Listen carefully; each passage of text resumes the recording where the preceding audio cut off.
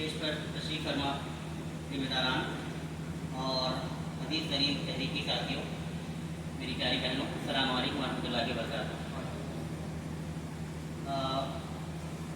آج بنیادی طور پر ہمیں جو ہے وہ کریئر کے حوالے سے اسلامی اکیڈمی اور اس کے تحت چلنے والے ادارے Indian institute of Islamic studies and research کے کورسز کے بارے میں، اور یعنی ایک نوجوان کا اپنی زندگی کو کس طرح سے اس کو یوز کرنا چاہیے کہ اس کے ذریعے وہ اللہ تعالیٰ کی جنتوں کو حاصل کر لے، اس حوالے سے، اور اس حوالے سے کہ قوموں کا ارتقاء کیسے ہوتا ہے۔ یعنی ہم فرد سے لے کر پوری اجتماعیت تک اور قوم تک کی بات کرنے والے ہیں، اور یہ باتیں میرے خیال میں بہت بکھری ہوئی ہوں گی، اس لیے پیشگی معذرت، لیکن ہم کوشش کریں گے کہ ایک گفتگو کے انداز میں چیزوں کو سمجھنے کی کوشش کریں۔ یہ نہیں سوچیں کہ ایک تقریر ہو رہی ہے اور اس کو بس ہمیں کسی طرح سے سن لینا ہے۔ میرا مطمع نظر، میرا ایم اور آبجیکٹیو آج کی گفتگو کے ذریعے یہ ہے کہ ہمارے بہت سارے کانسیپٹس کلیئر ہوں اور ہم میں سے ہر کوئی کچھ عزم و ارادہ یہاں سے لے کر اٹھے کہ ہمیں کیا کرنا چاہیے۔ تو اس سے پہلے کہ میں اپنی بات کا آغاز کروں، میں ایک کتاب پڑھ رہا تھا، آج ہی مکمل ہوئی ہے یہ، اور یہ کتاب ڈاکٹر بی عبدالرحیم صاحب نے لکھی ہے، یورپ اسپیکس عربک اس کتاب کا موضوع ہے۔ بہت عجیب ٹاپک ہے، یعنی اگر آپ اس کا ترجمہ کریں تو اس کا مطلب ہوگا کہ یورپ جو ہے وہ عربی بولتا ہے، اور ہم سب جانتے ہیں کہ یہ بات تو صحیح نہیں ہے کہ یورپ میں لوگ انگلش بولتے ہیں، جرمن بولتے ہیں، فرینچ بولتے ہیں اور دیگر زبانیں بولی جاتی ہیں، وہاں پہ عربی تو نہیں بولی جاتی۔ تو اس کا کیا مطلب ہے؟ تو اس کا مطلب یہ ہے، جو مصنف کہنا چاہ رہے ہیں اور پوری کتاب میں جو بات انہوں نے ثابت کی ہے، وہ بات یہ ہے کہ انگلش زبان میں، یورپین زبانوں میں بہت سارے الفاظ ایسے ہیں جو الفاظ عربی سے لیے گئے ہیں، لیکن ہم نہیں جانتے کہ وہ الفاظ عربی کے ہیں۔ مثلا کاٹن کا لفظ استعمال ہوتا ہے، ہم سب بولتے ہیں اس لفظ کو عام زندگی میں، اور ہم سب یہ سوچتے ہیں کہ یہ انگلش کا لفظ ہے، لیکن در حقیقت یہ عربی سے آیا ہے۔ اب وہ پورے سفر کی داستان نہیں بیان کر سکتا میں، آپ لوگ یہ کتاب پڑھیے گا تب وہ انٹرسٹنگ اسٹوریز آپ کو پتہ چلے گی کہ کس طرح سے مختلف الفاظ چینج ہوتے ہوتے انگلش میں کیا شکل انہوں نے اختیار کی۔ کینڈی، یہ جو لفظ ہے جو بچوں کو بڑا پسند آتا ہے، وہ چوستے ہیں، کھاتے ہیں، جو بھی سارے چاکلیٹ وغیرہ کے لیے لفظ استعمال کرتے ہیں، یہ لفظ کا اوریجن بھی عربی زبان میں ہے۔ کافی، جو سب اتنے مزے سے پیتے ہیں، جس سے سب کی صبح کی شروعات ہوتی ہے، یہ در حقیقت عربی سے مختلف ٹریول کرتے کرتے، سفر کرتے کرتے یہ لفظ انگلش تک پہنچا ہے۔ Chess, magazine, mattress, cable, sugar, cheque یا ٹینس والا ریکٹ، یہ سارے الفاظ جو ہیں ان کی شروعات عربی زبان میں ہوتی ہے اور پھر دھیرے دھیرے وہ انگلش میں آتے ہیں۔ تو آج کی گفتگو کی شروعات میں نے یہاں سے کیوں کی ہے؟ اگر ہم اس سوال پر غور کریں کہ کیوں یہ الفاظ عربی کے انگلش میں آئے ہیں، تو آپ یہ پائیں گے کہ انگلش یا کوئی بھی دیگر زبان اتنی دیالو نہیں ہوتی ہے کہ وہ کسی کے بھی چیزوں کو لیتی چلی جائے اور ان کو اپنا بناتی چلی جائے، اور یعنی یہ کب ہوتا ہے جب کوئی زبان دوسری زبان کو انفلوئنس کرتی ہے، متاثر کرتی ہے۔ آج انگلش زبان دوسری زبانوں پر اثر ڈال رہی ہے، تو آپ دیکھیں گے کہ اردو میں، عام بات چیت میں، ہندی میں اور دیگر زبانوں میں انگلش زبان کے الفاظ شامل ہوتے چلے جا رہے ہیں۔ ان الفاظ کو ہم دیکھیں گے تو وہ اردو کے الفاظ نہیں ہیں، وہ انگلش کے الفاظ نہیں ہیں، لیکن وہ ہندی کے الفاظ نہیں ہیں، لیکن ان کا اوریجن انگلش میں، لیٹن میں آپ کو ملے گا۔ تو وہ الفاظ آج کیوں اردو اور انگلش میں، اردو اور ہندی میں سما رہے ہیں؟ وہ اس لیے سما رہے ہیں کیونکہ ہم انگلش کی طاقت کو ریکگنائز کر رہے ہیں، انگلش کی طاقت کو تسلیم کر رہے ہیں کہ یہ آج کی علمی زبان ہے، اور اس کا اثر یہ ہے کہ ہم اپنی زبان میں اس کے الفاظ کو شامل کر رہے ہیں، اپنی روزمرہ میں اس کے الفاظ کو شامل کر رہے ہیں۔ ایک زمانے میں عربی ایسی ہی علمی زبان تھی جس میں بڑے بڑے علمی کام ہوا کرتے تھے، جس میں سائنس کا کام ہوتا تھا، اوریجنل ریسرچ کا کام ہوتا تھا، میتھمیٹکس کا کام ہوتا تھا، اور اس زمانے میں عربی اتنا اثر ڈالتی تھی دوسری زبانوں پر کہ فرینچ میں، جرمن میں، انگلش میں اور دیگر تمام یورپین زبانوں میں طرح طرح کے الفاظ، سائنٹیفک الفاظ، عام زندگی کے الفاظ وہ آ جاتے تھے اور وہ اس زبان میں شامل ہو جاتے تھے۔ اور آج ہمیں بڑا تعجب ہوتا ہے کہ کس طرح سے اس زبان میں یا ان زبانوں میں عربی کے الفاظ شامل ہیں۔ تو جو بتانا چاہ رہا ہوں میں، وہ یہ بتانا چاہ رہا ہوں کہ ایک زمانہ ایسا تھا کہ ہم جو ہیں وہ علم کے قافلوں کو، ریسرچ کے قافلوں کو لیڈ کرنے والے تھے، اور آج حال یہ ہے کہ جو انگلش داں طبقہ ہے یا ویسٹرن سویلائزیشن ہے، علم کے قافلے کو، ریسرچ کے قافلے کو وہ لوگ لیڈ کر رہے ہیں، اور ہم جو ہے وہ فالو بھی ڈھنگ سے نہیں کر پا رہے ہیں۔ یعنی سامنے والا اتنا تیز چل رہا ہے کہ اس کے پیچھے چلنا بھی مشکل ہو رہا ہے۔ لیڈرشپ کا رول ادا کرنا اور قیادت کرنا، یہ تو بہت آگے کی باتیں ہیں۔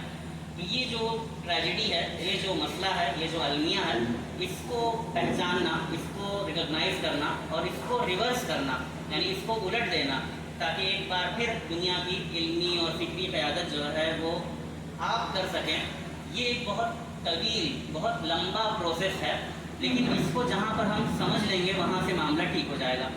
یعنی میں کہتا ہوں کہ مان لیجئے کہ گھر سے مسجد دور ہے، گھر سے اسکول دور ہے، لیکن جب آپ نیت کر لیتے ہیں کہ مجھے اسکول جانا ہے، مجھے مسجد جانا ہے، اور پہلا قدم نکال لیتے ہیں گھر سے اس نیت کر کے کہ مجھے مسجد جانا ہے، گھر جانا ہے، تو آپ کا سفر وہیں پہ شروع ہو جاتا ہے، وہیں پر آپ کا معاملہ ٹھیک ہو جاتا ہے۔ تو اس ابتدا کی بہت اہمیت ہے، اس نیت کی بہت اہمیت ہے، اس شروعات کی بہت اہمیت ہے۔ تو وہ منزل بہت دور ہے، بہت طویل المیعاد ہے، بہت لانگ ٹرم ہے، کہ ایک بار پھر دنیا میں جو اسلامی علوم ہیں، جو ان چیزوں کا ایک بار پھر سے غلبہ ہو جائے، یا وہ لوگ پھر سے علم اور ریسرچ کے قافلے کو لیڈ کرنے لگیں۔ یہ منزل یقیناً بہت دور ہے، لیکن اگر کسی کے ذہن میں یہ خواب آ جائے، یہ شعور بیدار ہو جائے، تو پھر اس قدم کی، اس سفر کی شروعات ہو جائے گی، اور سفر کی جب شروعات ہو جاتی ہے تو پھر منزل دور نہیں ہوتی ہے۔ اصل معاملہ یہ ہوتا ہے کہ ہم شروع نہیں کر پاتے ہیں کسی چیز کو، نیت نہیں کر پاتے ہیں، ارادہ نہیں کر پاتے ہیں، ہم اپنے آپ کو کمزور سمجھتے ہیں، احساس کمزوری کے شکار ہو جاتے ہیں۔ جب ہم ان سب چیزوں سے باہر آ کر اپنا سفر ہم شروع کر دیں، ارادہ کر لیں، نیت کر لیں، تو وہیں سے ہماری فتح کی ابتدا ہو جاتی ہے۔ تو یہ چیز بہت ضروری ہے کہ جو کام اس سے پہلے ہو چکا ہے وہ کام دوبارہ ہو سکتا ہے۔ اگر اس سے پہلے ہم دنیا پر چھا چکے ہیں علم و فکر کے میدان میں، تو دوبارہ اسی اسوے کو اگر ہم فالو کریں گے تو وہی نتائج دوبارہ دنیا میں دیکھنے کو مل سکتے ہیں۔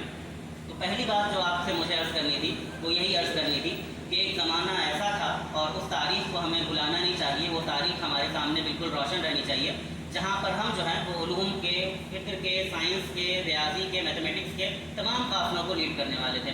میں 2-3 ایگزامپلس آپ کو دوں گا کہ آپ یہ سمجھ جائیں کہ آج کی دنیا علم کے میدان میں جتنا آگے ہے اس میں ہمارا کنٹریبیوشن کیا ہے، ہمارے سائنٹسٹ کا، ہمارے میتھمیٹیشینس کا، ہمارے جو افراد، ہمارے جو اسلاف گزرے ہیں، وہ کیا ان کا یوگدان کیا ہے اس پورے چیز میں اور علم کے ارتقاء میں، علم کو آگے بڑھانے میں۔ ہم میں سے میرے خیال میں بہت پڑھنے لکھنے والے لوگ ہوں گے، انہوں نے الخوارزمی کا نام سنا ہوگا، لیکن جو انسان، جو اسٹوڈنٹ اسکول میں گیا ہوگا، سب کے سب جانتے ہوں گے کہ الجبرا کسے کہتے ہیں، الگورتھم کسے کہتے ہیں، لیکن الجبرا اور الگورتھم جو الفاظ ہیں یہ الخوارزمی سے نکلے ہیں، یہ بات ہم میں سے کوئی نہیں جانتا ہوگا۔ تو کیا ہوا تھا، اگر اس کہانی کو ذرا تفصیل سے بیان کیا جائے تو الخوارزمی ایک سائنٹسٹ تھے، ایک میتھمیٹیشین تھے، جنہوں نے خوارزم سے ان کا تعلق تھا، لیکن بغداد میں انہوں نے بہت سارا کام انجام دیا۔ انہوں نے میتھمیٹکس پہ ایک کتاب لکھی، بہت شاندار کتاب لکھی، الجبر والمقابلہ کے نام سے۔ آپ جائیے ویکیپیڈیا وغیرہ میں سرچ کیجیے تو وہ چیزیں آپ کو مل جائیں گی۔ اور اس کتاب میں انہوں نے سب سے پہلے یعنی الجبرا میں جو آپ کرتے ہیں نا کہ ایکس کی قیمت معلوم کرتے ہیں، بہت پریشان کن لگتا ہے، لیکن سب سے پہلے انہوں نے یہ کیا کہ جو چیز ہمیں معلوم ہے اس کے ذریعے اس چیز کو دریافت کرنا جو کہ نہیں معلوم ہے، یہ سارے اصول انہوں نے وہاں پہ دیے، اور وہاں سے الجبرا کے علم کا آغاز ہوتا ہے، وہاں سے الگورتھم کے علم کا آغاز ہوتا ہے، جس کو ہم دیکھتے ہیں کہ آج وہ آرٹیفیشیل انٹیلیجنس اور ساری چیزوں میں یوز ہوتا ہے۔ الخوارزمی کا ایک اور کارنامہ یہ ہے کہ انہوں نے ہندوستان سے نمبرات کا علم حاصل کیا، اور اب آپ کوئی بھی نمبر بولیں، میں آپ سے کہوں کہ آپ 1981 لکھ کر دکھائیے، میرے خیال میں کوئی ایسا نہیں ہے جو نہیں لکھ کر دکھائے گا، سب لکھ کر دکھا دیں گے، لیکن آپ میں سے کوئی ایک بھی ایسا نہیں ہوگا جس نے 0 سے لے کر 2000 تک لکھا ہوگا کبھی اپنی زندگی میں۔ بس جو نمبر ذہن میں آتا ہے وہ ہم لکھ سکتے ہیں، کیونکہ ہمیں پتہ ہے کہ نمبرز لکھے کیسے جاتے ہیں۔ لیکن یہ ایک زمانے میں بڑا چیلنج تھا۔ آپ جانتے ہیں کہ پہلے رومن نیومرلس ہوا کرتے تھے۔ رومن نیومرلس کا مطلب ہے کہ اگر آپ کو 13 لکھنا ہے تو آپ 1 اور 3 نہیں لکھیں گے، آپ کیا لکھیں گے؟ ایکس بنائیں گے، پھر 1 لکھیں گے، پھر 1 لکھیں گے، پھر 1 لکھیں گے۔ 12 لکھنا ہوتا تو ایکس بنائیں گے، پھر 1 لکھیں گے، پھر 1 لکھیں گے، مطلب کوئی سسٹم نہیں ہے اپنے آپ میں، کچھ بھی آپ لکھ رہے ہیں تو اس سسٹم میں میتھمیٹکس فالو نہیں ہو سکتی ہے۔ الخوارزمی نے ہندوستان سے اس علم کو حاصل کیا اور پھر دنیا کو وہ بتایا کہ آپ عدد کیسے لکھتے ہیں، صرف 10 علامتوں کا استعمال کر کے، 10 سمبلس کا استعمال کر کے، یعنی 0 1 2 3 4 5 6 7 8 9 اس کا استعمال کر کے آپ دنیا کا ہر عدد لکھ سکتے ہیں۔ اس ایک بات نے میتھمیٹکس کو اتنا آگے بڑھا دیا کہ اس سسٹم کو، اس نمبر اسکیم کو عربک نیومرلس کہا جاتا ہے۔ آپ جا کے سرچ کیجیے گا، دیکھیے گا عربک نیومرلس کسے کہتے ہیں، تو آپ پائیں گے کہ الخوارزمی نے یہ جو سسٹم انٹروڈیوس کیا تھا اس کو عربک نیومرلس کہا جاتا ہے۔ اس طرح سے ہم نے علم کو آگے بڑھایا ہے۔ تو پورا میتھمیٹکس کا جو فاؤنڈیشن ہے، پورا الجبرا کا جو فاؤنڈیشن ہے وہ آپ کو الخوارزمی میں ملے گا۔ اسی طرح ایک بڑا نام ابن الہیثم کا آپ کو ملتا ہے۔ اس سے پہلے دنیا یہ سوچتی تھی کہ انسان دیکھتا کیسے ہے، تو وہ سوچتی تھی کہ کسی چیز پر جب ہم اس کی طرف نظر کرتے ہیں تو ہماری آنکھوں سے ایک روشنی نکلتی ہے، اس چیز پر پڑتی ہے اور وہ چیز ہمیں دکھائی دیتی ہے۔ ارسطو اور نہ جانے کتنے کتنے پرانے فلاسفرز نے کہا تھا۔ ابن الہیثم نے اسٹڈی کی، غور کیا اور کہا کہ نہیں، ایسا نہیں ہے، روشنی باہر سے آنکھوں میں جاتی ہے اور آنکھوں کے دماغ پر اس کا ایک عکس بنتا ہے اور پھر وہ عکس صحیح ہو کر ہمیں نظر آتا ہے اور انسان میننگ کو انٹرپریٹ کرتا ہے، اس طرح سے دیکھتا ہے۔ اگر روشنی آنکھ سے نکلتی ہوتی تو ہمیں اندھیرے میں بھی نظر آتا۔ تو آنکھ جو ہے وہ روشنی کا ریسیپٹر ہے، اپنے آپ میں ٹارچ نہیں ہے۔ ابن الہیثم نے یہ بات ہمیں بتائی اور پھر اس کے ذریعے فزکس کا اور یعنی جو نور کا جو پورا علم ہے، آپتھلمولوجی کا کہہ لیجیے یا دوسرے سارے آپٹکس کا علم ہے، وہ پورا اس میں ارتقا ہوتا ہے۔ اور یہ سارے کارنامے جو آپ ابن الہیثم سے اور ان کی ایک کتاب جو کتاب المناظر کے نام سے ہے اس کو آپ ٹریس کر سکتے ہیں۔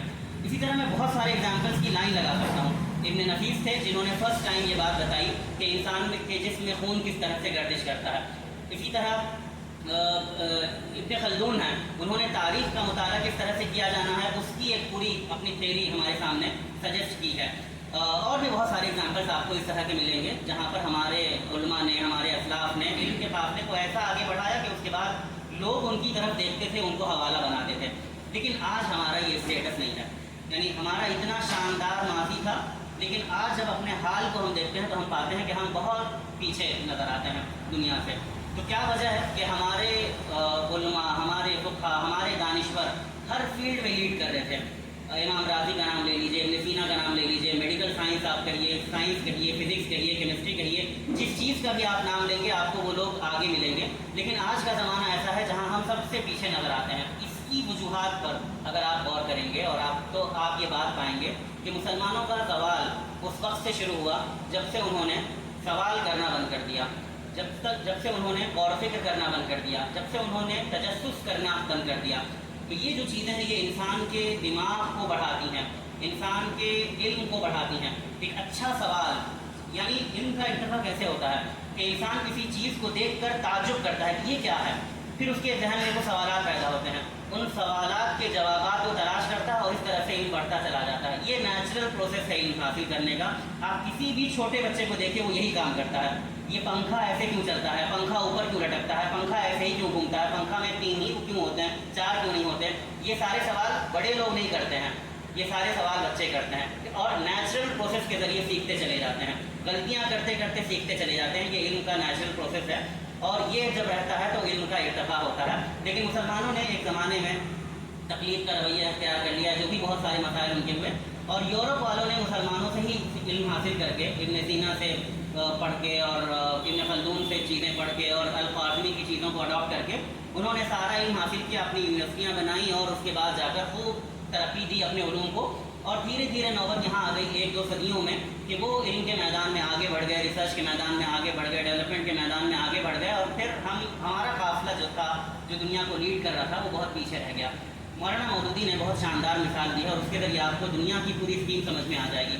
اپنی کتاب تنقیحات میں، اور سب لوگ یہ کتاب پڑھیے، ضرور پڑھیے، کہ اس میں اسلام کا اور مغربی تہذیب کا جو تقابل ہے وہ مولانا مودودی نے پیش کیا ہے۔ وہ بتاتے ہیں کہ پوری دنیا کو آپ ایک اگر ٹرین سمجھیں گے تو اس دنیا کی ٹرین کو لیڈ کرنے والا جو انجن ہے وہ قوم ہے جو علم و تحقیق کے میدان میں سب سے آگے ہے، یعنی دنیا کی ٹرین کو علم و تحقیق کا انجن چلا رہا ہے۔ تو جو قوم علم اور تحقیق کے میدان میں آگے ہے وہ دنیا کو جہاں چاہے گی وہاں لے جائے گی۔ کوئی قوم اگر علم و تحقیق کے میدان میں آگے ہے اور وہ یہ چاہ لے کہ دنیا میں برائی پھیلے تو وہ پوری دنیا کو لے کر برائی کی طرف جائے گی اور دنیا اس برائی میں پڑے گی جا کر، کیونکہ دنیا مجبور ہے، دنیا فالوور ہے۔ ٹرین کے ڈبے ایسا نہیں کہہ سکتے کہ ہم کو جے پور نہیں جانا ہے، ہم کہیں اور جانا چاہ رہے ہیں۔ انجن جے پور لے جائے گا تو ٹرین کا ڈبہ مجبور ہوگا کہ وہ جے پور جائے، وہ اپنی مرضی کا مالک نہیں ہے۔ تو اسی طرح دنیا کو علم و تحقیق کا انجن چلا رہا ہے، دنیا کو وہ قوم چلا رہی ہے جو علم و تحقیق کے میدان میں آگے ہے، جو سائنس اور ریسرچ کے میدان میں آگے ہے۔ تو دنیا کی قومیں لامحالہ اسی پر جانے پر مجبور ہیں۔ تو یہ جو ٹیکنالوجی کا دبدبہ ہے، اس کو اگر آپ کو ریورس کرنا ہے اور علم کے میدان میں ایک بار پھر آگے بڑھنا ہے تو مولانا مودودی اسی مثال کو آگے بڑھا کر بہت اچھا، مطلب پوری چیز ہمارے دماغ میں کلیئر ہو جاتی ہے، روشن ہو جاتی ہے۔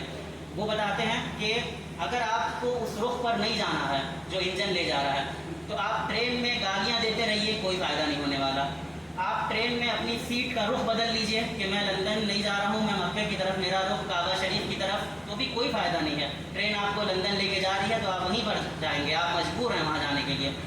कोई रास्ता नहीं है आपके पास, अगर आपको ट्रेन का रुख बदलना है, कि आप अपने अंदर सलाहियत पैदा करें ताकि दुनिया कहे कि आप ड्राइव करिए इंजन की, आप क़यादत कीजिए दुनिया की। जब तक ये मरहला नहीं आता है तब तक आप ट्रेन के रुख को तब्दील नहीं कर सकते हैं। तो मुसलमानों ने एक ज़माने में जो कॉन्ट्रीब्यूशन पेश किया था दुनिया में, तो दुनिया ने उनको इल्म और क़यादत के मनसब पर फायज किया था, उनकी क़यादत को तस्लीम किया था। और आज भी अगर वो ये काम करने के लिए तैयार हो जाते हैं तो फिर दुनिया एक बार फिर उनकी क़यादत को तस्लीम करने के लिए तैयार होगी। इस मामले में कोई बायसनेस नहीं होता है, जो मुसलमान बार बार शिकायत करते हैं। आप मेहनत करके आप रिसर्च और इल्म के मैदान में आगे बढ़कर वो मर्तबा हासिल कर सकते हैं। कौमें इसी तरह से तरक्की करती हैं, यही कौमों की तरक्की का राज है। हम गलती कहाँ करते हैं इस मामले में? हम गलती यहाँ करते हैं कि हम ओरिजिनल थॉट नहीं लाते हैं, हम सिर्फ फॉलो करना चाहते हैं। उलूम का इर्तिका जो है वो ओरिजिनल थॉट से होता है, आपके अपने कंट्रीब्यूशन से होता है, सिर्फ लोगों की नक़ाली करने में नहीं होता है। इसको आप ऐसे समझिए कि जैसे इम्तिहान में आप बैठे हैं और इम्तिहान में सामने का जो बच्चा है वो आपको लग रहा है कि ये मेरा साथी जो है ये अच्छा पढ़ने में है, और आप उसकी नकल करना शुरू कर दें। अगर आप अपना दिमाग नहीं लगाएंगे और आप उसकी नकल करेंगे तो अगर उसका 70% आने वाला होगा तो आपका हमेशा 65% आएगा, क्योंकि आप पूरी नकल तो कर नहीं पाएंगे, कुछ ना कुछ छूट ही जाएगा। और आप अपना दिमाग लगा नहीं रहे हैं कि कुछ उसका गलत है तो आपका सही हो जाए, तो आप हमेशा उससे कम आएंगे। लेकिन अगर आप ज़्यादा मेहनत करें, ज़्यादा अच्छी तैयारी करें, तो इस बात का इम्कान है कि आप किसी न किसी दिन उससे अच्छी तैयारी करके आएँ और उसको पीछे छोड़ दें। लेकिन जब तक आप नकल कर रहे होंगे आप उससे आगे नहीं बढ़ सकते हैं। तो दुनिया में जब तक मुख्तलिफ कौमें मगरिब की नकल करती रहेंगी तब तक वो मगरिब के आगे नहीं जा पाएंगी, लीडरशिप के मनसब पर तो कभी फायद नहीं हो पाएंगी। आपको लीडरशिप के लिए ओरिजिनल थॉट की ज़रूरत है, ओरिजिनल कंट्रीब्यूशन की ज़रूरत है। तो सवाल ये पैदा होता है कि कैसे हम उस लीडरशिप के मकाम को हासिल करें। यहाँ से समझिए कि हम लोग मेन अपने टॉपिक में एंटर हो रहे हैं कि यही बात मेन हम लोगों को समझनी है। आज का जो बुनियादी मौजू है वो यही है। तो मुसलमानों ने पहले क्या किया था? पहले ये किया था, जैसे मैंने अल-ख़वारिज़मी का नाम लिया, दीगर लोगों का नाम लिया, उन लोगों ने पहले ये किया था कि दुनिया के सारे उलूम की स्टडी करनी चाहिए थी। हिंदुस्तान में क्या क्या चीज़ों में आगे है, यूनान में क्या क्या चीज़ें पढ़ी जा रही हैं, चीन में क्या क्या हो रहा है, और उन सब उलूम को तर्जुमा करके उनकी ज़बानें सीख कर अपने पास जमा किया था। और ये काम करने के बाद उन्होंने उन उलूम का बिल्कुल तनकीदी जायज़ा लिया था कि इसमें से क्या बात सही है, क्या बात गलत है।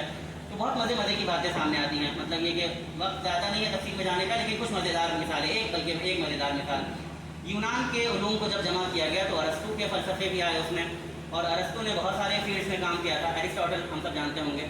तो उसमें अरस्तू ने एक बात कही थी, और वो बात ये थी कि औरत के 28 दांत होते हैं बस, और मर्दों के 32 दांत होते हैं, औरत के 28 दांत होते हैं। उसने कह के निकल गया, दुनिया में चला रहा है हज़ारों साल से, अरस्तू के मरने के बाद भी चला रहा है। किसी को तौफीक नहीं हुई, किसी औरत को या किसी मर्द को, कि गिन ले दांत औरत के और पता चल जाए कि 32 दांत उसके भी होते हैं बेचारी के। मतलब ये कि लेकिन मुसलमानों ने कहा कि नहीं, ये बात तो गलत है, गिन कर फ़ौरन बता दिया कि नहीं ऐसा नहीं है। तो ये और इस तरह की बहुत सी गलतियाँ पता चली। तो उलूम को जमा किया, अगर सिर्फ नक्काली करते तो वो भी रिपीट कर देते कि अरस्तू ने कहा है, अरस्तू जैसे महापुरुष ने कहा है कि औरत के 28 दांत होते हैं, चलो लिखो इसी को। लेकिन उन्होंने सिर्फ हासिल नहीं किया उलूम को, बल्कि उलूम को हासिल करने के बाद उसका तनकीदी जायज़ा दिया, क्रिटिकल एनालिसिस किया उसका। और ये जायज़ा और क्रिटिकल एनालिसिस के ज़रिए उन्होंने ये बात तय की कि क्या बात सही है, क्या बात गलत है। उन्होंने कहा अरस्तू फला बात सही कहता है, लेकिन ये वाली बात उसकी गलत है। तो ये जो तनकीदी जायज़ा करके उन्होंने फिर ये जायज़ा लिया, सही गलत बात को छांटा, सही बात को डेवलप किया, गलत बात को रिजेक्ट कर दिया, और फिर अपनी तरफ से नए उलूम पेश किए, नई डिस्कवरीज पेश की, नए कॉन्ट्रीब्यूशन पेश किए, और इस तरह से इनके मैदान में हम आगे बढ़े। आज भी देखा जाए तो करने का काम यही है। इस बात को एक इस्तिलाह में कहा गया है इस्लामाइजेशन ऑफ नॉलेज, कि आप दुनिया के उलूम को हासिल करें मगर इस्लामी रुख से हासिल करें। ये बात बहुत इंपॉर्टेंट है। आप साइंटिस्ट बने, आपको साइंटिस्ट बनने का मन है, आपको फिजिक्स में जाने का मन है, आप फिजिक्स में महारत पैदा करें, आपको हिस्ट्री में आगे बढ़ने का मन है, आप हिस्ट्री में आगे बढ़ें, आप पॉलिटिकल साइंस में आगे बढ़ना चाह रहे हैं, उसमें आगे बढ़ें।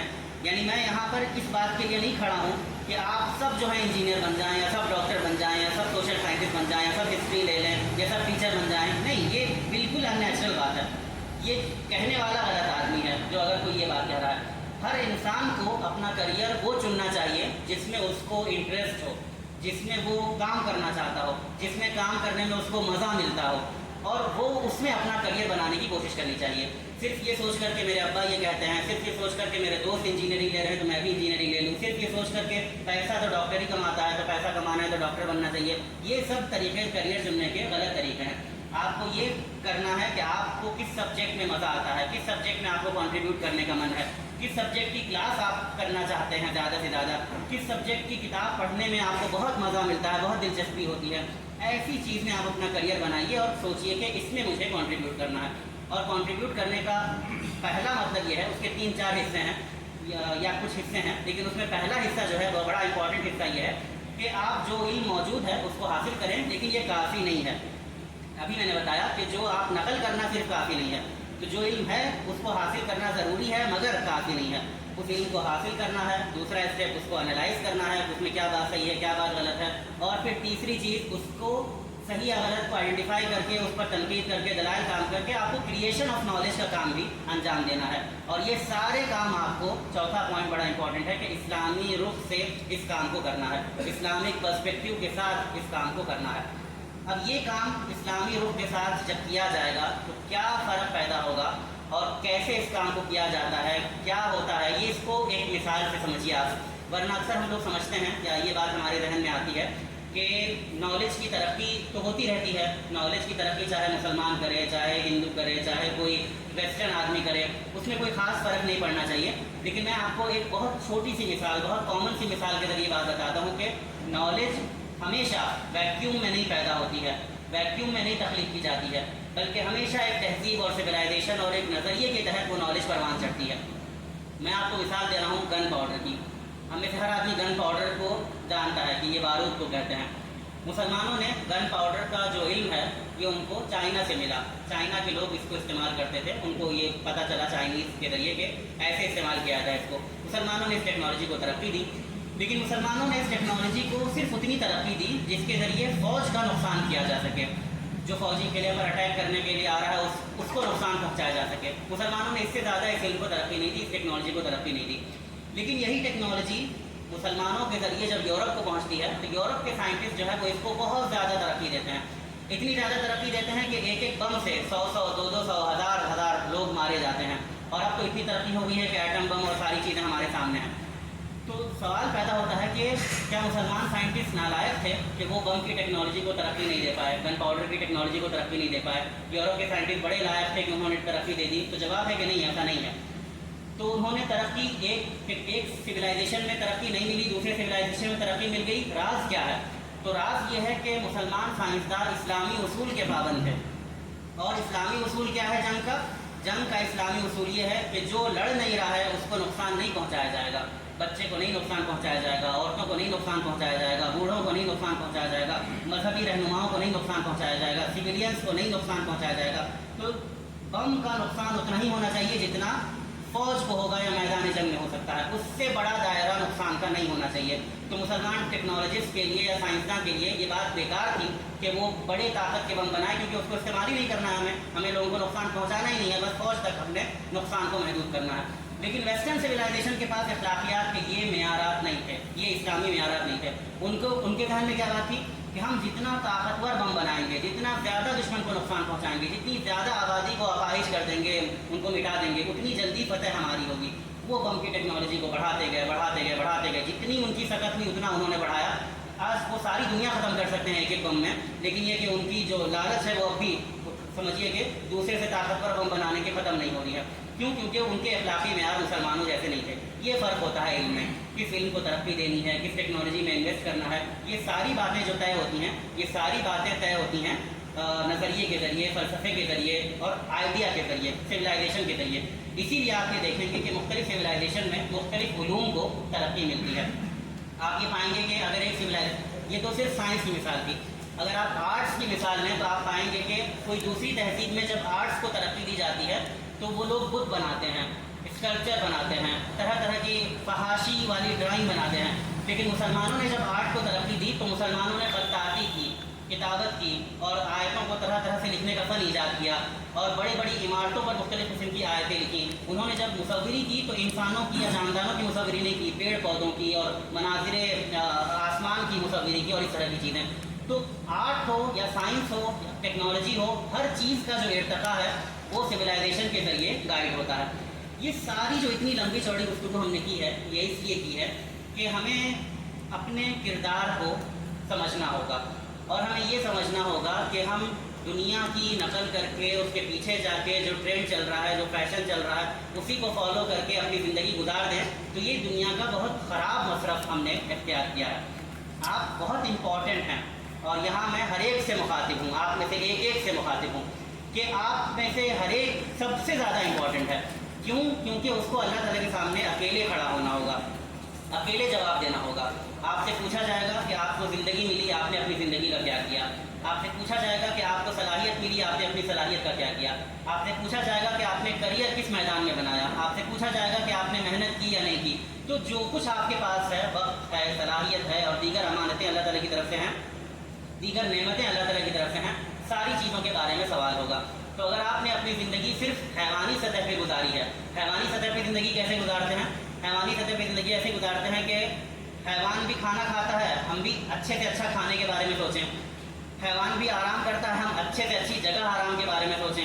حیوان بھی کسی نہ کسی طرح گھر بناتا ہے، ہم اچھے سے اچھا گھر بنانے کے بارے میں سوچیں۔ یہ زندگی کی حیوانی سطح ہے، جہاں انسان صرف اپنے آپ کو ترقی یافتہ حیوان سمجھتا ہے۔ اور وہ ایسا کیوں سمجھ رہا ہے؟ کیونکہ مغرب نے علم کی ترقی اپنے رخ پر کی اور بتایا کہ انسان کچھ اور نہیں بلکہ ترقی یافتہ حیوان ہے۔ یہ بھی مغرب کا ایک فتنہ ہے جس میں ہم مبتلا ہو گئے ہیں۔ مادہ پرستی کا یہ فتنہ مغرب کا فتنہ ہے جس میں ہم مبتلا ہیں۔ لیکن اسلام ہم سے کہتا ہے کہ آپ حیوان نہیں ہیں، اللہ تعالیٰ نے آپ کو انسان بنایا ہے، اشرف المخلوقات بنایا ہے۔ آپ کی زندگی کا ایک عظیم مقصد ہے، اور آپ کی زندگی اس عظیم مقصد کے مطابق گزرنی چاہیے۔ تو اب چونکہ میں طلبہ سے مخاطب ہوں، تو طلبہ سے میرے خطاب میں مجھے اس بات پر زور دینا ہے کہ آپ جب اپنا کریئر چنیں، جب آپ اپنا اعلیٰ اسٹڈیز کو انجام دیں، تو آپ کے پیش نظر یہ بلند مقاصد ہونے چاہیے کہ آپ کو اپنے کریئر کے چناؤ میں اور اپنی اسٹڈیز میں اس اسلامک پرسپیکٹیو کا خاص خیال رکھنا ہے۔ اور وہ کام کیا ہے؟ وہ کام بہت آسان ہے کہ آپ کو جو کریئر چننا ہے، آپ کو وہ کریئر چننا ہے، لیکن آپ کو قرآن و سنت سے اپنے رابطے کو مضبوط کرنا ہے۔ آپ کو کوشش کرنی ہے کہ آپ عربی زبان سیکھیں، تاکہ آپ جو اسلاف کے کارنامے ہیں، جو قرآن ہے، جو سنت ہے، جو حدیثیں ہیں، آپ ان کو اچھے سے سمجھ سکیں۔ اور آپ کو اپنی فیلڈ میں ایسی مہارت حاصل کرنی ہے جس طرح سے امام غزالی نے فلسفے میں مہارت حاصل کی تھی۔ اور پھر آپ کو اپنی فیلڈ کا تنقیدی جائزہ لینا ہے اور دیکھنا ہے کہ اس میں کیا چیز صحیح ہے اور کیا چیز غلط ہے۔ اور پھر آپ کو کریشن آف نالج کا کام اسلام کی بنیاد پر اسلامک پرسپیکٹیو کے ساتھ انجام دینا ہے۔ یہ سننے میں بہت کٹھن کام لگ رہا ہے، بہت مشکل کام لگ رہا ہے، لیکن جیسا کہ میں نے شروعات میں کہا تھا کہ اگر آپ پہلا قدم لیتے ہیں صحیح نیت کے ساتھ، صحیح مقصد کے ساتھ، تو آپ کی آدھی منزل جو ہے وہ وہیں پر حاصل ہو جاتی ہے۔ اس کام کو صحیح طور پر آپ کو کرنے کی ضرورت ہے۔ تو آج جس انسٹیٹیوٹ سے میں آپ کے پاس آیا ہوں، وہ در حقیقت وہی پہلا قدم آپ کو آفر کر رہا ہے کہ اس پہلے قدم کو اختیار کرنے میں، وہ نیت کرنے میں، اس مقصد کے مطابق اپنی شخصیت کو ڈھالنے کے لیے ایک پریکٹیکل اسٹیپ آپ کے سامنے وہ ادارہ پیش کرتا ہے، جس سے آپ کے راجستھان میں کئی سارے آپ کے ممبران جو ہیں وہ مستفید ہو چکے ہیں، اور اس کے ذریعے مختلف سطحوں پر اپنے کاموں کو وہ آگے لے کر جا رہے ہیں۔ تو یہ جو ادارہ ہے یہ اسلامی اکیڈمی ٹرسٹ کے تحت چلتا ہے۔ اس کا نام Indian institute of Islamic studies and research ہے، IISR ہم اس کو مختصراً کہتے ہیں۔ اس ادارے میں اس بات کی کوشش ہوتی ہے کہ ہمارے تعلیمی نظام کی جو کمزوریاں، تعلیمی نظام کے ذریعے جو کمزوریاں ہمارے اندر آ جاتی ہیں، ان کمزوریوں کو دور کیا جائے۔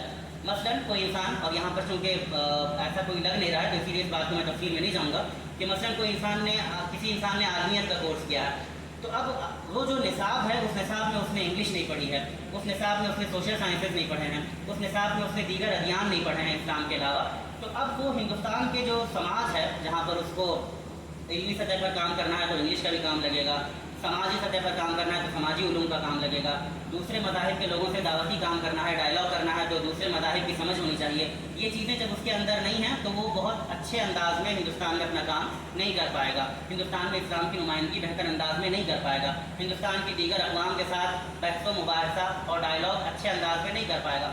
تو ہمارے یہاں ایک کورس ہے جس میں ہم عالمیت کے طلبہ کو لیتے ہیں، اور یہ کوشش کرتے ہیں کہ وہ سال میں 2 سال میں انگلش زبان میں اتنی مہارت حاصل کر لیں کہ وہ علم جو انگلش میں آگے بڑھ رہا ہے اس کو سیکھ سکیں، سوشل سائنسز کی بنیادی سمجھ ان کو حاصل ہو جائے، اسلامی سمجھ ان کو حاصل ہو جائے، اور وہ دیگر مذاہب کی بھی ایک سمجھ ان کو حاصل ہو جائے۔ یہ کورس جو ہے کہ مدرسے کے طلبہ کے لیے ہے۔ اسی طرح جو طلبہ کالج کے ہوتے ہیں، جو 12 کیا ہوا ہے جنہوں نے گریجویشن کیا ہوا ہے، انہوں نے اپنی زندگی میں یا تو سائنس میں یا آرٹس میں یا کامرس میں مختلف مہارتیں حاصل کی ہیں، لیکن ان کا المیہ یہ ہے، ان کی ٹریجڈی یہ ہے کہ انہوں نے قرآن کو نہیں پڑھا ہوتا ہے، قرآن کو سمجھ کر نہیں پڑھ سکتے ہیں، عربی زبان ان کو نہیں آتی ہے، سیرت اور فقہ کو نہیں جانتے ہیں. تو یہ ان کی کمزوریاں ہیں. یہ کب دور ہوں گی، کیسے دور ہوں گی؟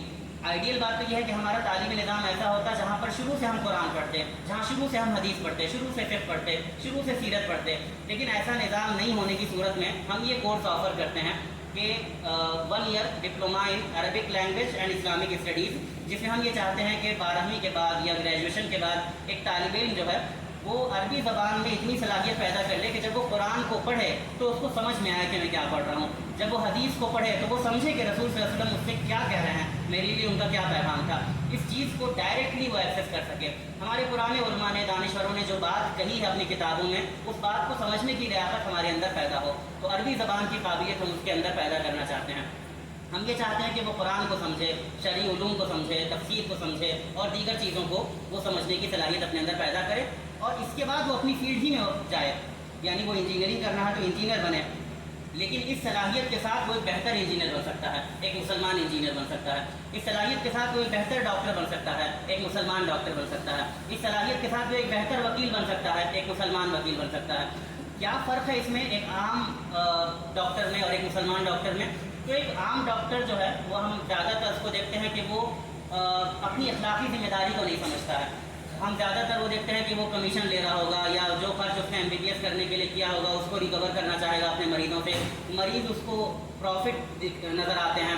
جتنا زیادہ مرض ہوتا ہے وہ چاہتا ہے کہ وہ مطلب یہ کہ ان کو ایک طرح سے ایکسپلائٹ کر لے.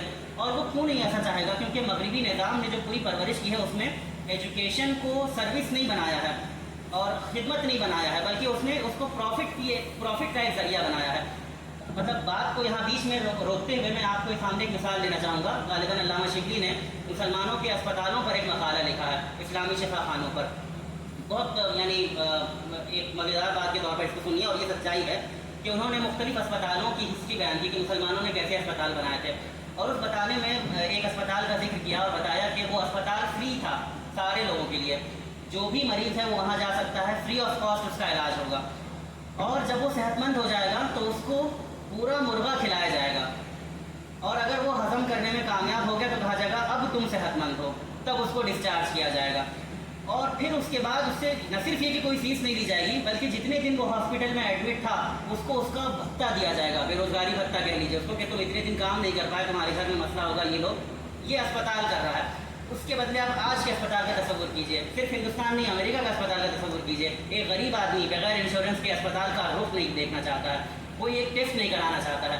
یہ آج کے نظام کا اسپتال ہے، وہ ہمارے نظام کا اسپتال تھا. یہ فرق ہوتا ہے ٹیکنالوجی کا، اور یہ فرق ہوتا ہے چیزوں کا کہ آپ کیسے کسی چیز کو ایک رخ دیتے ہیں. تو آج کا جو ڈاکٹر ہے وہ ایک الگ تصور کے تحت ڈاکٹر بنا ہے، اور آپ اسلام کی تعلیمات کے ساتھ اگر آپ ایک ڈاکٹر بنیں گے تو آپ ایک الگ تصور کے ساتھ ڈاکٹر بنیں گے. تو ایک انجینئر جو بنتا ہے، آپ کیوں اتنے بڑے بڑے برج گر جاتے ہیں؟ تو آپ پائیں گے کہ اگر وہ انجینئر اپنی اسلامی اخلاقیات کا بھی حامل ہوتا، ایماندار ہوتا اپنی بات میں، تو وہ برج نہیں گرا کرتے، ملاوٹیں نہیں ہوا کرتی. لیکن آپ دیکھیں گے کہ وہ ملاوٹیں ہو رہی ہیں، برج بھی گر رہے ہیں، دنیا میں طرح طرح کے مسائل آ رہے ہیں. تو دنیا کا مسئلے کا حل یہ نہیں ہے کہ لوگ پڑھ لکھ لیں. لوگ پڑھ لکھ لیں گے اور اخلاقیات سے عاری ہوں گے، زیادہ بڑا فتنہ بن جائیں گے. ایک کم پڑھا لکھا آدمی 10 روپے کی چوری کرتا ہے، 10 روپے کا کرپشن کرتا ہے. ایک پڑھا لکھا آدمی 1 کے آگے ہزاروں زیرو لگا کے کرپشن کرتا ہے. پڑھنا مشکل ہوتا ہے کہ کتنے کا کرپشن کیا ہے، اتنے کا کرپشن کا ڈالتا ہے وہ. تو یہ کہ دماغ درست ہونا ضروری ہے، عقل درست ہونا ضروری ہے، فہم درست ہونا ضروری ہے، دل درست ہونا ضروری ہے. اور اس لیے میں کہہ رہا ہوں کہ ایک مسلمان ڈاکٹر، ایک مسلمان انجینئر، ایک مسلمان ٹیکنوکریٹ صحیح معنوں میں جو اسلام پر عمل کرتا ہو، یہ بہت زیادہ ہمارے لیے ضروری ہے. تو یہ چیز چاہے آپ پولیٹیکل سائنس کی فیلڈ کو اختیار کریں، چاہے آپ ہسٹری کی فیلڈ کو اختیار کریں، چاہے آپ کسی بھی فیلڈ کو اختیار کریں، جس فیلڈ میں بھی آپ جانا چاہیں، میری جو ریکویسٹ ہے، میری جو گزارش ہے وہ یہ ہے کہ اس پورے بیک گراؤنڈ کو پیش نظر رکھتے ہوئے آپ اسلامی رخ پر جس فیلڈ میں بھی آپ جانا چاہیں اس فیلڈ میں جانے کی کوشش کریں. تو یہ جو جیسا کہ میں نے ذکر کیا، Indian institute of Islamic studies and research کے جو کورسز ہیں وہ آپ کو یہ نہیں بتاتے ہیں کہ آپ کو مستقبل میں کیا کرنا ہے، وہ کریئر تو آپ ہی کو ڈیسائیڈ کرنا ہے. لیکن ہم آپ کی پرسنالٹی کو گرو کرنا چاہتے ہیں اور آپ میں کچھ ایسی صلاحیتوں کو پیدا کرنا چاہتے ہیں جو تعلیمی نظام سے گزرتے ہوئے 10 سال میں، 12 سال میں، 15 سال میں آپ کے اندر افسوس ہے کہ نہیں پیدا ہو سکی ہیں. آپ نے پورا 15 سال لگا کر ایک ایجوکیشن میں گریجویشن کیا کسی سبجیکٹ میں، لیکن آپ عربی زبان نہیں جان رہے ہیں. آپ قرآن کو نہیں سمجھ رہے ہیں، آپ حدیث کو نہیں سمجھ رہے ہیں، آپ فقہ سے واقف نہیں ہیں. یہ چیزیں آپ کو واقف ہونی چاہیے تھی. امام غزالی کہتے ہیں کہ ہر انسان کے لیے وہ علم فرض ہے جو اس کی فیلڈ سے ریلیٹڈ ہے. ایک تاجر کو تجارت کے مسائل معلوم ہونے چاہیے، یہ اس پر فرض ہے. ایک ڈاکٹر کو ڈاکٹری کے مسائل اسلامی رخ سے معلوم ہونے چاہیے، یہ اس پر فرض ہے. وہ چیزیں ہم نہیں جان رہے ہیں، وہ چیزیں ہمیں جاننی چاہیے. وہ چیزیں جاننا آپشنل نہیں ہے، لازمی ہے ہمارے اوپر. تو ہم اپنے یہاں یہ چاہتے ہیں کہ یہ کیپیسٹی ہم اس کے اندر پیدا کر دیں، فرد کے اندر، کہ وہ یہ صلاحیت ہو اس کے پاس کہ وہ جان سکے کہ میری فیلڈ کی اسلامی نالج کیا ہے، اور جو دنیا میں چل رہا ہے اس میں سے کیا چیزیں صحیح ہیں اور کیا چیزیں غلط ہیں. تو یہ بات اگر ہمارے ذہنوں میں پیدا ہو جائے اور یہ خواہش ہمارے اندر پیدا ہو جائے کہ ہم جس فیلڈ میں بھی جائیں گے ہم اس فیلڈ میں ماہر بنیں گے. اس فیلڈ میں ماہر ہم صرف نقالی کے ذریعے نہیں بنیں گے بلکہ انالیٹیکل تھنکنگ کے ذریعے بنیں گے. اس فیلڈ میں جا کر ہم اسلامی رخ سے کنٹریبیوٹ کرنے کی کوشش کریں گے. ہم اسلامائزیشن آف نالج کی بھی کوشش کریں گے اور اسلامی رخ سے کریشن آف نالج کی بھی کوشش کریں گے. یہ چیز، یہ عزم، یہ جذبہ اگر ہمارے اندر پیدا ہو جائے تو آئندہ کی راہیں آسان ہو جائیں گی. یعنی یہ کہ ایک بچے کا عزم ہمیں چاہیے جو یہ سوچتا ہے کہ میں پائلٹ بنوں گا، اس کو کچھ نہیں پتا کہ مجھے کیا کروں گا. First standard, second standard, third standard میں کتنی محنت کرنی پڑے گی، 10ویں میں کتنے نمبر، کچھ نہیں پتا ہے اس کو. بس ایک ہوائی جہاز اس نے دیکھا ہے اور ایک خواب اس کے ذہن میں ہے کہ مجھے پائلٹ بننا ہے. یہ سو کالڈ بچکانہ خواہش ہمارے اندر ہونی چاہیے. آج کے بہت سارے راستے نہیں کلیئر ہوں گے لیکن نہیں، مجھے علم کے راستے سے اپنی جنت بنانی ہے، مجھے علم کے راستے میں کنٹریبیوٹ کرنا ہے، مجھے اسلامائزیشن آف نالج اور کریشن آف نالج کے میدان میں آگے بڑھنا ہے. تو یہ چیز اگر آپ کی عزم اگر آپ کے اندر پیدا ہوگا اور آپ پہلا قدم اٹھانے کے لیے تیار ہوں گے تو پھر انشاءاللہ آئندہ کی جو راہیں ہیں اور جو منزلیں ہیں وہ آپ کے لیے آسان ہوتی چلی جائیں گی. تو ایک بار پھر اگر میں ڈسکشن کو یعنی سمرائز کرنے کی کوشش کروں تو یہ جو انیشیٹو ہے اسلامی اکیڈمی ٹرسٹ کے تحت، یہ بالکل کافی نہیں ہے. آپ دیکھیے کہ ہزاروں ہزار لوگ مدرسے سے فارغ ہوتے ہیں، لاکھوں کروڑوں لوگ اسکول سے فارغ ہوتے ہیں، اور ہمارا جو انسٹیٹیوٹ ہے وہ زیادہ سے زیادہ 50 طلبہ کو ریزیڈینشیل کورس میں ایڈمیشن دیتا ہے. پورے ملک بھر میں انٹرنس ٹیسٹ کرانے کے بعد، ملک بھر میں انٹرویوز کنڈکٹ کرنے کے بعد صرف 50 طلبہ ایسے ہوتے ہیں جو، لیکن جیسا کہ میں نے کہا کہ پہلا قدم بڑا امپورٹنٹ ہے. ایک اچھی پہل، ایک اگر وہ روٹ لے لے تو پھر وہ جڑیں پھیل جاتی ہیں. آپ دیکھیے گا کہ دارالعلوم دیوبند جب بنا تھا یا علی گڑھ مسلم یونیورسٹی جب بنی تھی تو بہت چھوٹی سطح سے اس کی ابتدا ہوئی تھی، لیکن یہ کہ وہ چیزیں بڑی ہو گئیں کیونکہ ان کے فاؤنڈرز کی نیت جو تھی وہ اچھی تھی، اخلاص کے ساتھ انہوں نے کوششیں کی. بعد میں جو بگاڑ پیدا ہوا وہ ہمارا موضوع بحث نہیں ہے. تو اسی طرح سے یہ کوششیں بھی بڑھ جائیں گی، لیکن پرابلم یہ ہے کہ شروعات میں جو سابقون ہوں گے ان کا اجر جو ہے وہ اللہ تعالیٰ کے ہاں زیادہ ہوگا. تو ہمارے یہ جو فاؤنڈرز تھے انہوں نے بہت زیادہ کام کیا. ہم نے نام سنا ہوگا نجات اللہ صدیقی صاحب کا، ہم نے نام سنا ہوگا عبداللہ انصاری صاحب کا. 1950s میں یہ لوگ آئے جماعت کے پاس، اس وقت یہ بچے تھے، آپ کی عمر تھی، آپ سے چھوٹی عمر ہوگی ان کی، اور انہوں نے کہا کہ ہم ماڈرن ایجوکیشن میں 10ویں تک، 12ویں تک اور یا گریجویشن تک ہم پڑھ چکے ہیں اور ہمیں قرآن پڑھنا ہے، ہمیں حدیث پڑھنا ہے، آپ ہماری تعلیم کا انتظام کیجیے. ہم آ گئے ہیں یہاں پہ، ہم کہیں نہیں جائیں گے. جماعت نے ان کی تعلیم کا انتظام کیا اور اس طرح سے ثانوی درسگاہ وجود میں آئی. انہی بچوں نے جو بعد میں بڑے ہوئے، جوان ہوئے، بوڑھے ہوئے اور اپنا پوری زندگی علم کے راستے میں لگا دیا. اور اگر آپ پڑھیں گے ان کے بارے میں تو آپ دیکھیں گے کہ کس طرح سے مختلف فیلڈز میں انہوں نے کنٹریبیوشن پیش کیا ہے. اکنامکس کے میدان میں کشا فیصل ایوارڈ ملتا ہے، ایک نے فلسفے اور اسلامی تصوف کے میدان میں بڑی خدمات انجام دی ہیں. انہی لوگوں کا آئیڈیا تھا اور انہوں نے اسلامی اکیڈمی جو ہے وہ قائم کی کہ جو خواب انہوں نے دیکھا تھا اس خواب کو ان کے بعد آنے والے نوجوان بھی دیکھیں. اور آج یہ ہماری ذمہ داری ہے کہ اس خواب کو ہم دیکھیں، اس خواب کو ہم زندہ رکھیں اور اس خواب کو ہم آگے لے کر چلیں. تو مجھے امید ہے کہ اس ذمہ داری کو ادا کرنے کا جوش اور ولولہ اور عزم ہم لوگ یہاں سے لے کر اٹھیں گے. تو فی الحال جو ہیں وہ کورسز میں ایڈمیشنز جاری ہیں، ہمارے جو ریزیڈینشیل کورسز ہیں، اور اس میں جو طلبہ گریجویٹ ہوں وہ بھی ویلکم ہیں. جن طلبہ کا 12th مکمل کیا ہوا ہو اور وہ گریجویشن کر رہے ہوں وہ بھی ویلکم ہیں. 1 سال اور 2 سال کے عرصے میں آپ کی جو تعلیم ہے یعنی جو مین اسٹریم ایجوکیشن آپ کی چل رہی ہے وہ جاری رہے گی ڈسٹینس یا پرائیویٹ یا آن لائن موڈ میں. اور اس کے ساتھ ساتھ آپ کا پورا وقت اس بات میں صرف ہوگا کہ آپ عربی زبان میں اپنی اسکلس حاصل کریں، شرعی علوم میں مہارت حاصل کریں، تاکہ جس فیلڈ میں بھی آپ جائیں جیسا کہ کہا گیا آپ اسلامی رخ سے چیزوں کو انالائز کرنے اور کنٹریبیوٹ کرنے کے قابل ہو جائیں. تو یہ ریزیڈینشیل کورسز کے حوالے سے اس وقت میری حاضری آپ کے سامنے ہوئی ہے، اور اس کے جو نوٹسز ہیں اور ایڈمیشن کی ڈیٹس ہیں، انٹرویو وغیرہ کی وہ ساری چیزیں وہ آپ کو میرے خیال میں آپ کے ذمہ داران واٹس ایپ کے ذریعے پہنچا دیں گے. خواتین کی طرف سے بہت دنوں سے یہ ڈیمانڈ ہو رہی تھی کہ ہمارے لیے مختلف قسم کے کورسز شروع کیے جائیں اور خواتین کے لیے ریزیڈینشیل کورسز کا انتظام نہیں ہو سکا، جو ہمارے ریسورسز اور دیگر چیزوں کی کمیاں ہیں، تو خواتین کے لیے آن لائن کورس ایک شروع کیا گیا ہے.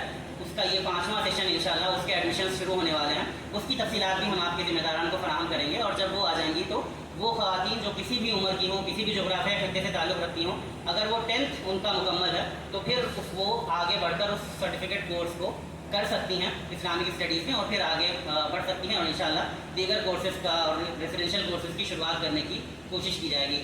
تو میری جو درخواست ہے وہ یہ ہے کہ آپ لوگ اس انیشیٹو کو اور اس کی اہمیت کو سمجھیں، اور اس انیشیٹو کو آگے بڑھانے میں آپ کا اپنا جو کردار ہے اس کو ادا کریں.